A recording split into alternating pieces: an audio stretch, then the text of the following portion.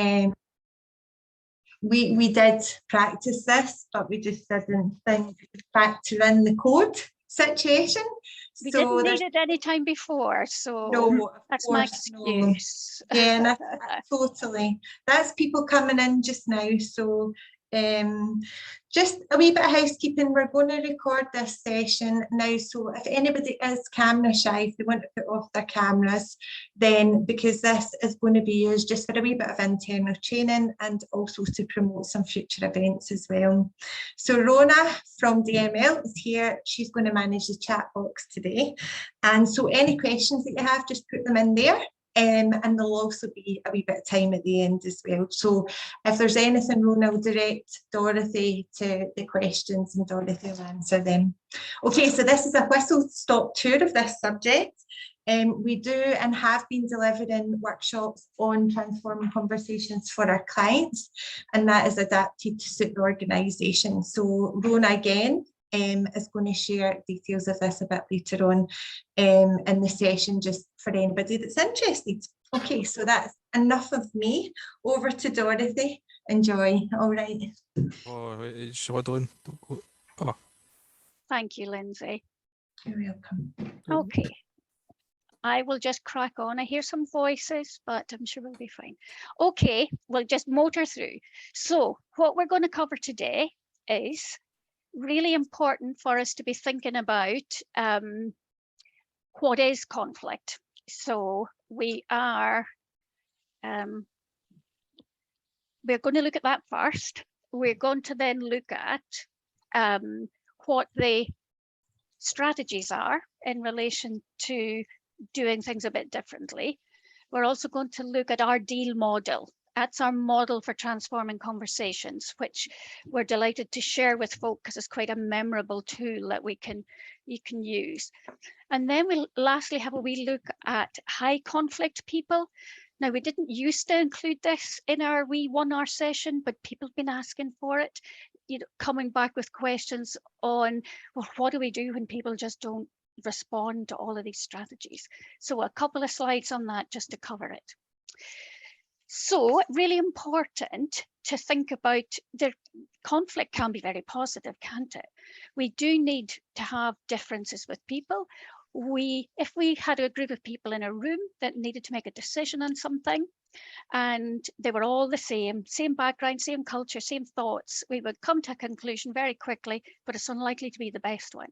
So absolutely critical, isn't it, that we get viewpoints from people from a wide range of backgrounds and ideas.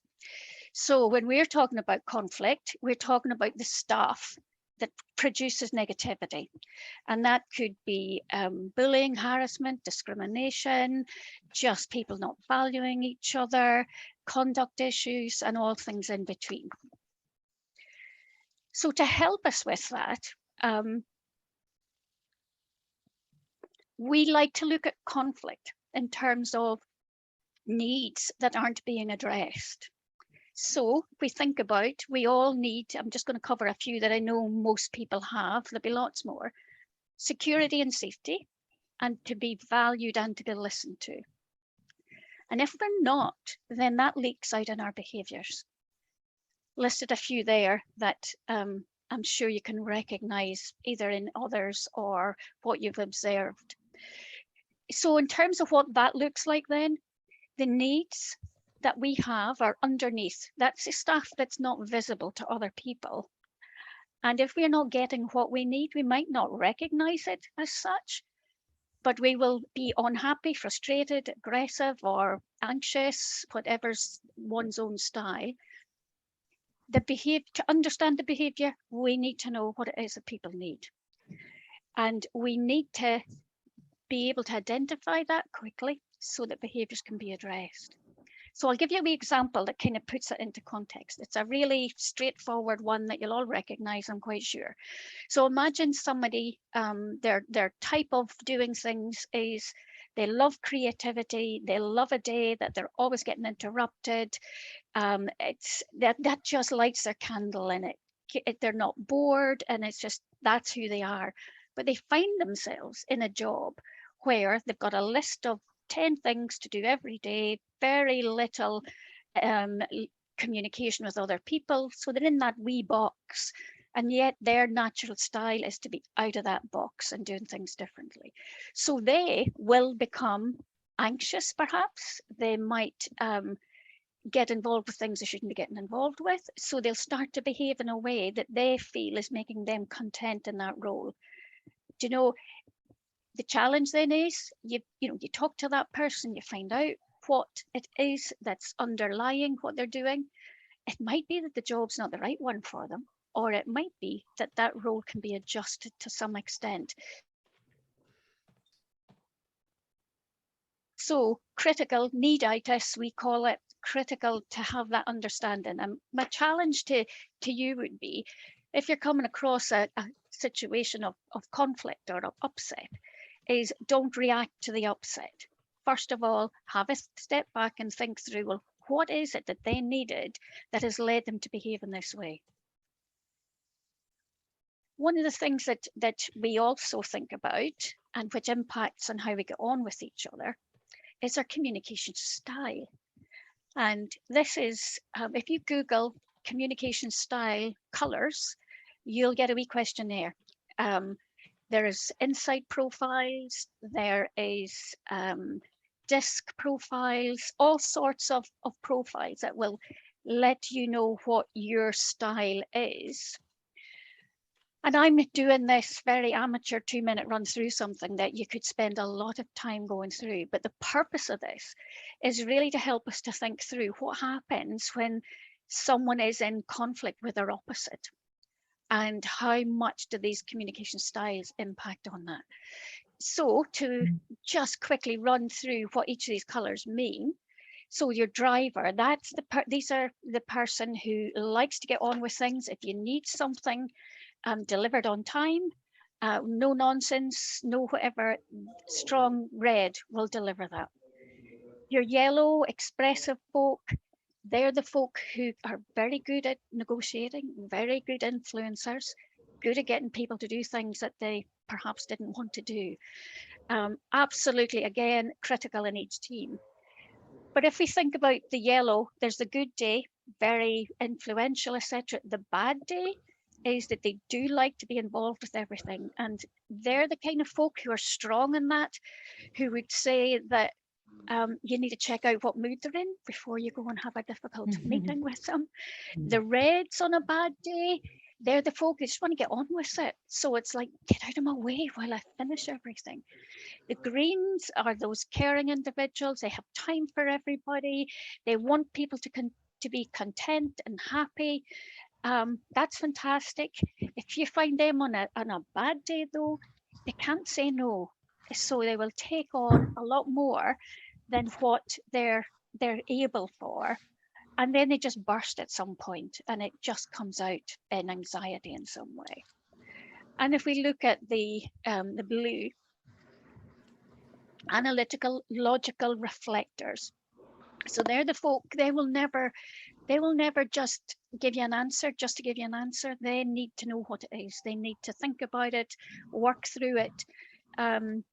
They will always give you the right answer, a good answer, because they're not going to make anything up. So the downside of these folks are that they like the detail of things. So if they're challenged with making a decision, they very often want more information, which makes the decision even harder to undertake. So they can be perceived as being slow with things because they're reflecting and they're thinking through. So we all have a bit of this. So if you did, and apologies, there's a lot of folk I can hear pinging in just now.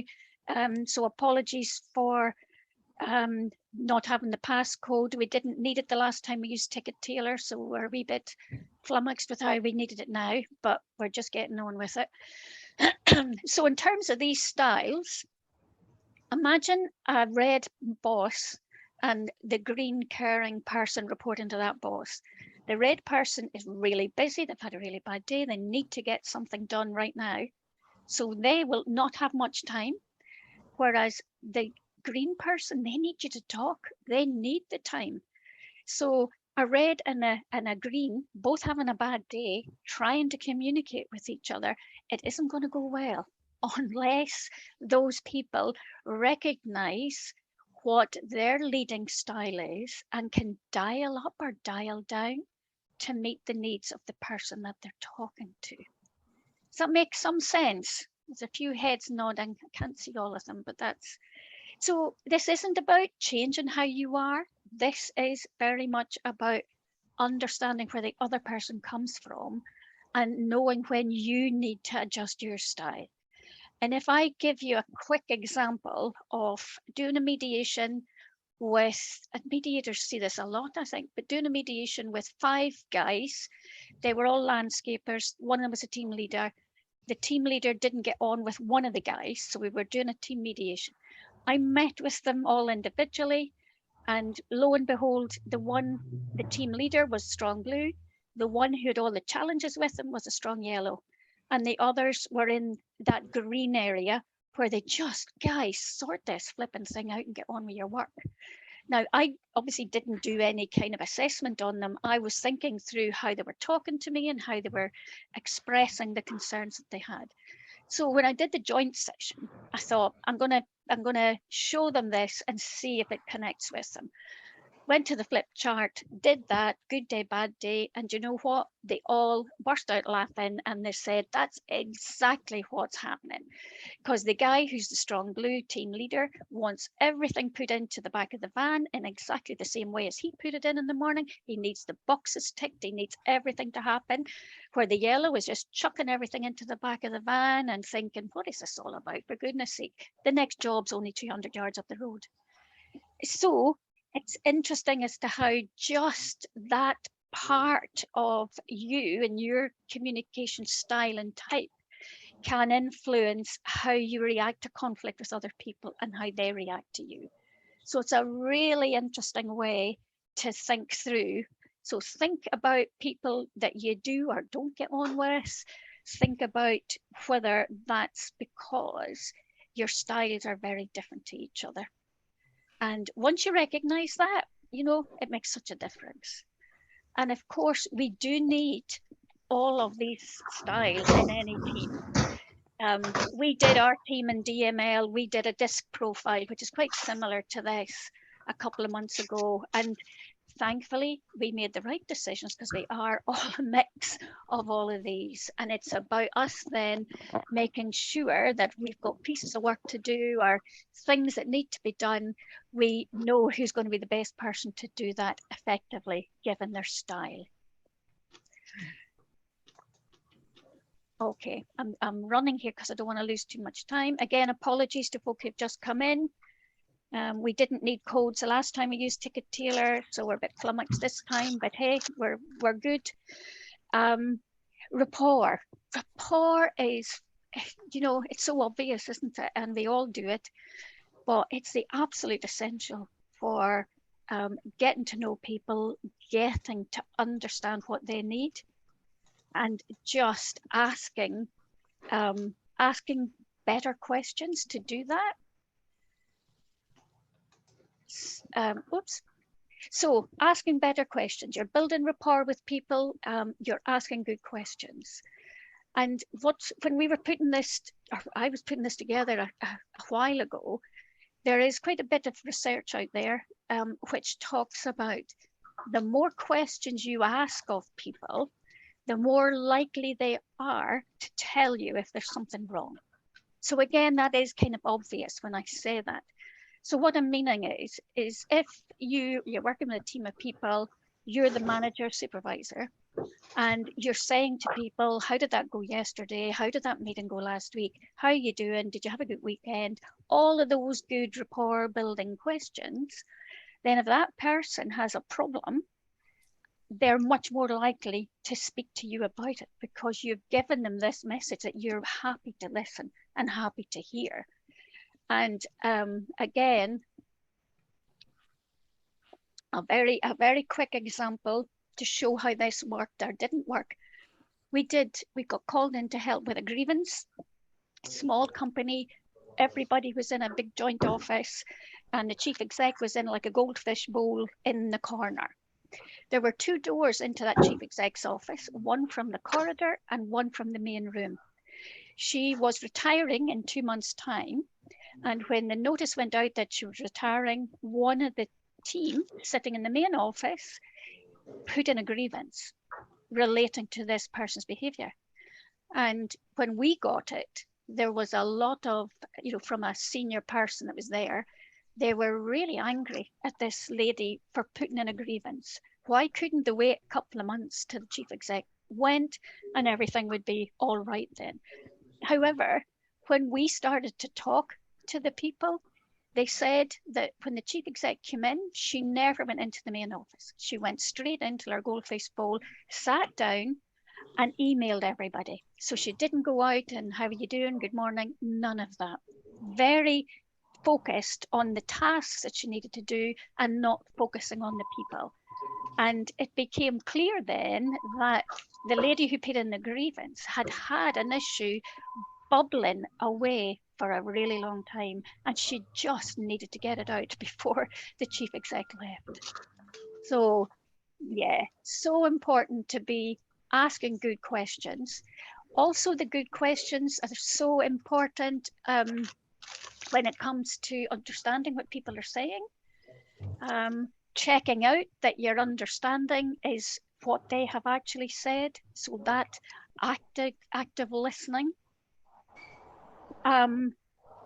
Coaching conversations, we all know that formal coaching is one of the best ways to develop and skill people, but we love this coaching conversation approach where you're using the workplace as a learning opportunity and using your active listening skills to develop understanding of where people are, what they need, again, and what's happening for them.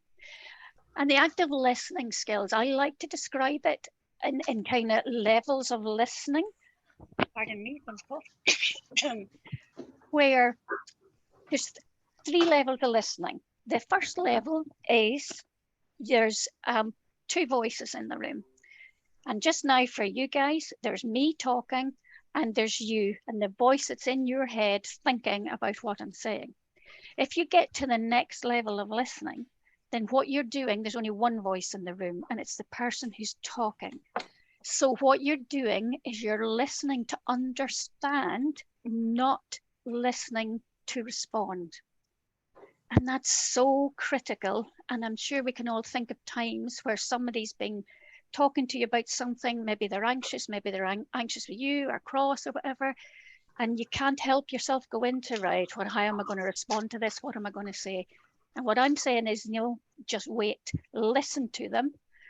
And then you do this paraphrasing and summarizing. And your paraphrasing is about reflecting back what they have said to you in a shortened version, but checking out that what you heard was what they intended. So paraphrasing, brilliant for that, because you don't have to work out your next question. You're just repeating back what they've said to check that you understand. And 99 times out of 100, the person, if it is what they meant, will say absolutely, and they will feel valued and they will probably tell you some more. If it's not what they said, then they will correct you, and that's what you want anyway. The summarizing, an excellent tool when someone is going off in a wee cul-de-sac somewhere, where, as I describe it, is you're waiting for them to take a breath. And then you go straight in with, okay, so what we've done so far is, and you go through a couple of headings and bring them back to where you need them to be. And those who are trained mediators will recognize, the summarizing is viewed as the torch in the dark, when people just are heading away off somewhere and you just need to bring them back to focus on what you need them to focus on. And of course, good questions, open and closed. You guys know open and closed questions. So drama triangle is another really good way of looking at how people behave, which impacts on conflict.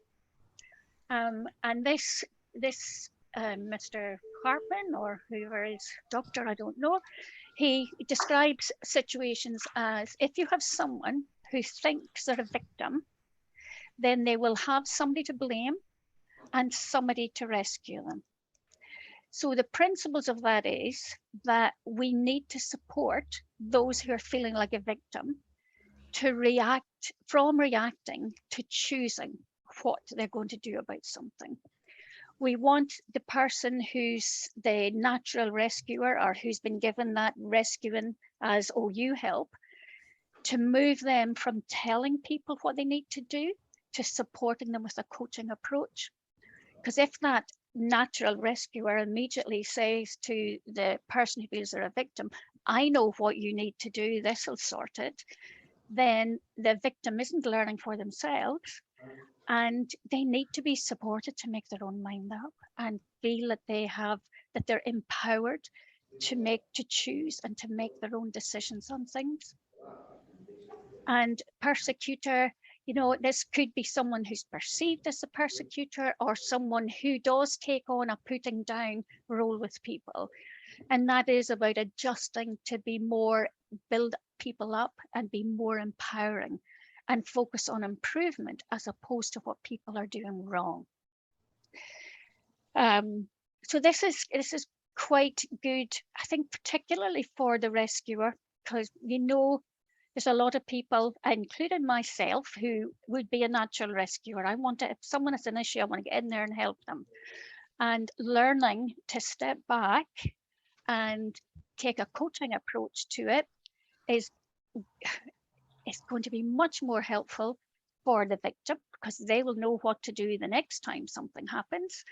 And the rescuer isn't taking responsibility for their problem. And that's really, really important.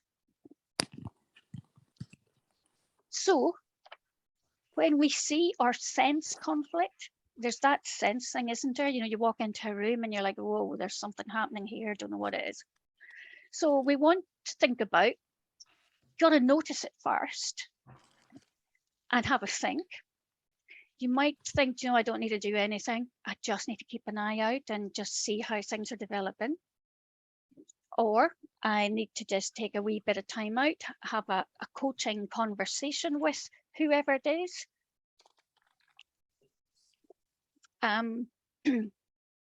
Or use this strategy that I'm going to go into next, or deal with it, and our deal plus. Our deal is the in the moment response, and the deal plus is the wider conversation. So what is deal? A deal, there's lots of acronyms out there that cover this, but we like this one because you can remember it. So it is about putting what you want to say, translating it into these 4 areas. So describe what's happening that needs to change, explain the impact of the behavior, acknowledge their intent or emotions, let them know what, when, or how they can do it differently. So we have, you know, some people react to this and they say, yeah, I just tell people, I just tell them, don't do that, blah, blah. And what our response to that is, if you're just telling people, the first one and the last one, stop doing that, that's useless, that's not helpful, then the chances are they'll be rolling their eyes behind your back and wondering what side of the bed you got out of this morning.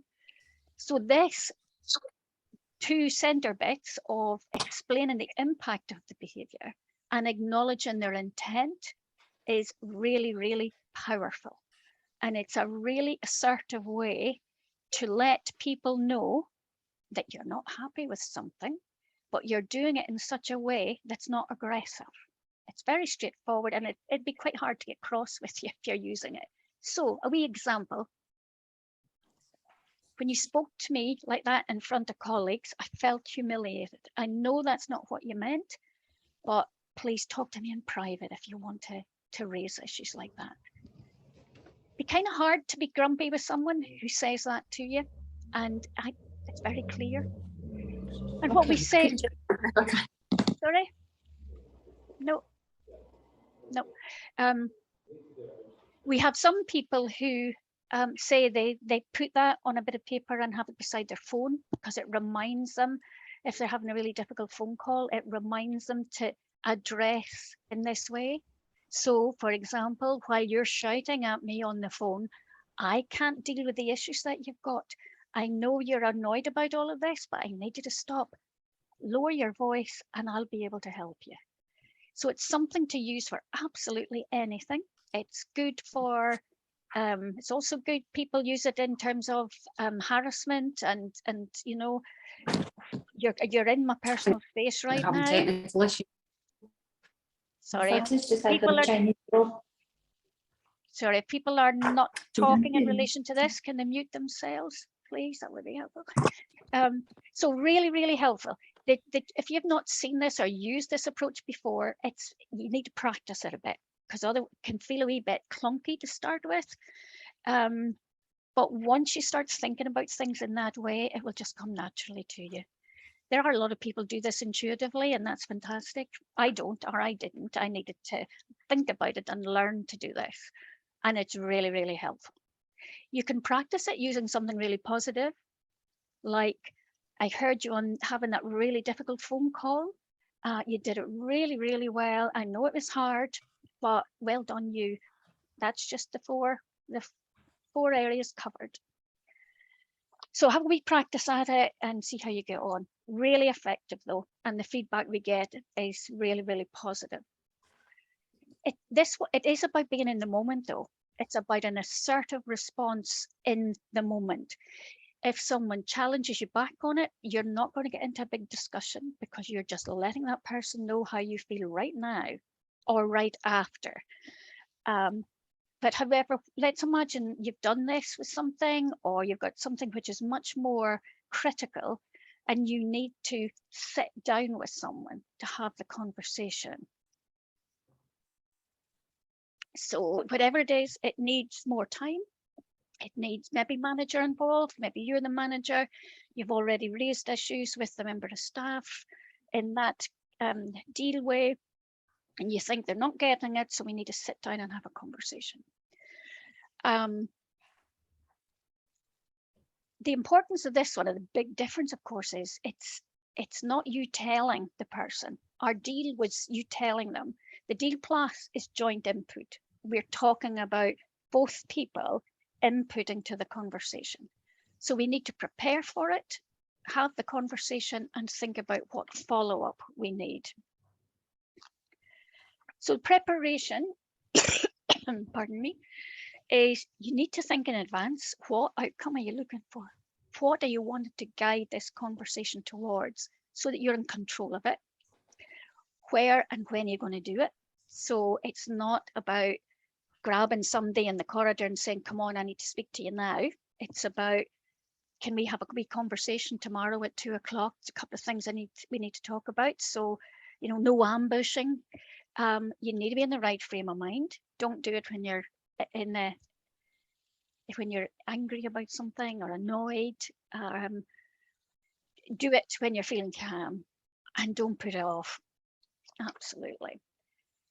So, whoops.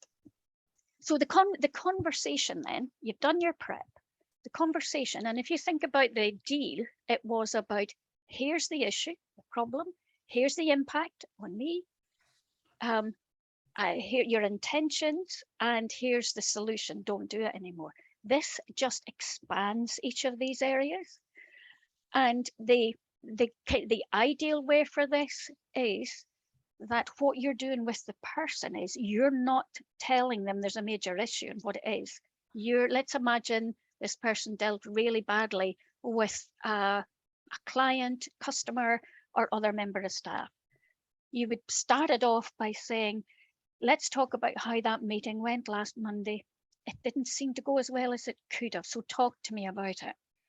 So what you're trying to do, get them to talk about it, and get them to acknowledge that perhaps they didn't do it very well, by asking good questions, active listening, and good open coaching type questions. If they don't get it, then of course you do need to tell them, but you try that first.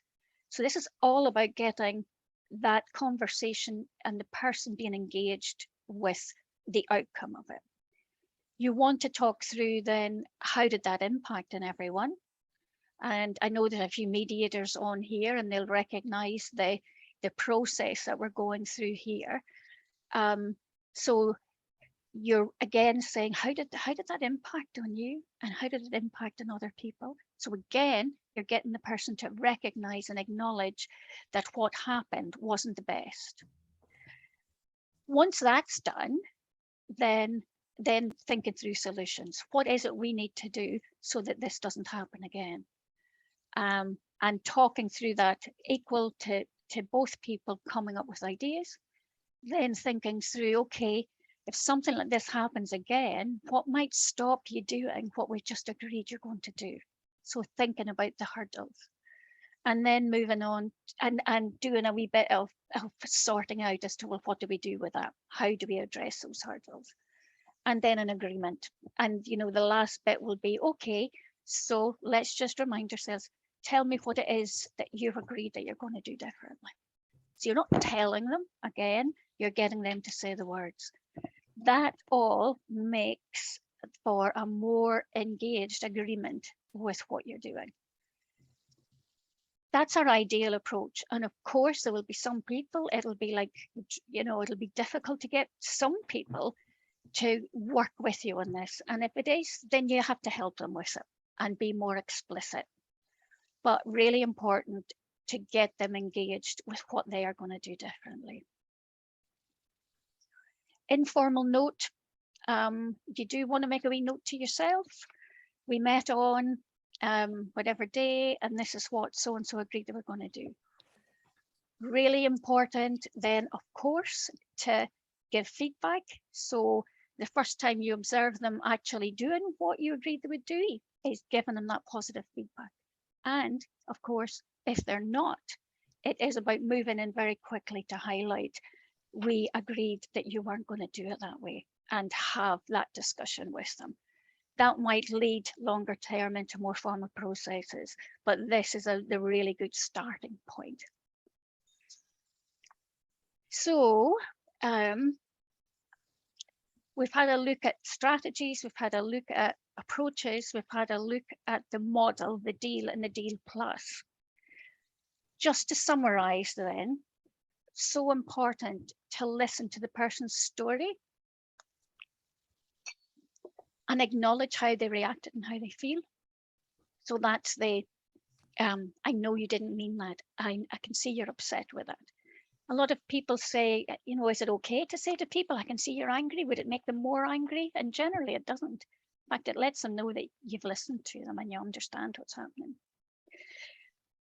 Move from blame to contribution is a very good approach to have. Instead of how did that happen? It's how did we allow that to happen? Impact and intent, absolutely critical. And as I'm sure the other mediators on here would agree, that very often issues that pop up that then fester to become bigger issues is because one person intended their message to be quite different to how it actually was received and impacted on. And move from certainty to curiosity. So don't be absolutely certain that something has happened the way you think it has. It's about finding out and being curious about it and asking good questions. If we move on to high conflict people then, our challenge is high conflict people. And if you think of extremes, Donald Trump, maybe yeah, he is quite an extreme person. Emotional extremes, criticism, extreme behaviors, blaming other people all the time, highly defensive, ordinary methods of conflict resolution don't work. They have a lack of self-awareness. They don't recognize their own behavior and how that's impacting on others. They protect themselves by attacking others and look for targets to blame for what's happening. I can think for over the years, having worked over 40 years in HR, and loads of people who were high conflict. And while you were going through these, whether it's deal or deal plus or a conversation, you're at the end of it and you think, I got absolutely nowhere, because they don't see anything that I'm telling them. They have no self-awareness. So the important thing is, this isn't about you. It's not that you're not doing something right if they're not listening to you. It's them, it ain't you. So don't take it personally. Avoid trying to just agree with them to keep the peace. You can't do that, because that'll stay with you for months. So be really honest and open with them. Again, not just saying something to keep them happy. You don't have to listen to them all the time. You can stop the conversation. And, you know, I've said here, you can remove them if they're doing more harm than good. And I'm sure you can think of friends that you may have over the years removed because they were doing more negative things and impacting on you more than what they were helping. So, and again, working with high conflict people, do you know, sometimes they distort things. So it's really important to check out what they're telling you, because they're coming at it from their own place. Mm-hmm. They also seem to like emailing rather than coming for a meeting. So you get this big email challenging everything you've said or done. That's just the way it is. So what you need is boundaries. Absolutely critical to have boundaries. And to try and keep calm. So while they're angry, you're wanting to retain your calm demeanor at all times. And, you know, they use up a lot of emotional energy. So you don't need to be sitting for an hour trying to persuade somebody of something. And it's that going back to boundaries. What is very good for these types of people is to say, no, you can't do that. The policy doesn't allow us to do that. The boss has said no. You don't need to go into long explanations. You have to just be very straight and clear. No, this is how it's going to happen. Doing all of the Deal Plus, where you're understanding, using coaching conversations. Once you identify in yourself that this isn't going to work, it is about boundaries and just saying no. Okay, so that's a very quick scoot through looking at important to deal with issues quickly. We need to role model best behavior when we're dealing with people. Use the official processes when you need it. This isn't about all of the nicey stuff and stopping at that. There is a time when you need to move on to whether it's performance issues, absence, conduct. You need to be consistent as an individual and with your team, and monitor relationships and step in when needed. Absolutely critical. And of course, manage with integrity. You need to be consistent and fair and engaged. Oh, I've pressed my, so just we work with a team of over 25 professionals, and I know I have a number of the team associates on the call today, so that's great. It's lovely to have you. And these are a list of what we deliver. So as Lindsay had said at the beginning, we do a kind of 2 or 3 hour workshop on what we've covered here, but more detail. And coming out of that, if you were on that more detailed workshop, you would get a pack to be emailed with a pack giving more detail on everything, the slides and all of that. So I say so a lot. Guys, you need to, my team, you need to say, Dorothy, stop with the so's. So I'll stop sharing. It's very news presenter that as well, so don't worry, it's an intelligent thing. You hear it a lot on the radio. You do? Okay, thanks everybody for joining us today. Sorry about all the technical issues we have. Just to let you know, obviously, if you did miss a lot of this one, we will be running it again in September. So for those that came on a bit later and they feel as if they missed a bit too much, then you can rejoin and you'll get those messages out. We have also got active bystander scheduled over the next few months, and that's to help support businesses with their dignity at work strategies. And we've also got a rerun of our domestic abuse workshop just before Christmas time. So you'll see all of these on LinkedIn. So please follow us on LinkedIn if you're not already, and so that you don't miss out. Sorry, interrupting you, Lindsay. Is there any questions that anybody wants to ask before we go? I know we're just at 1 o'clock, and thanks, Lindsay, for no problem closing to that. But any quick questions from anybody who's anything that they want to ask about any part of that? Rona, I don't know if there's anything you were picking up. Nothing's come through about the topic content, Dorothy, on the chat box. There's a couple of direct questions that I've received about the actual presentation and event, so I'll respond to those. Okay. Thank you very much, everyone.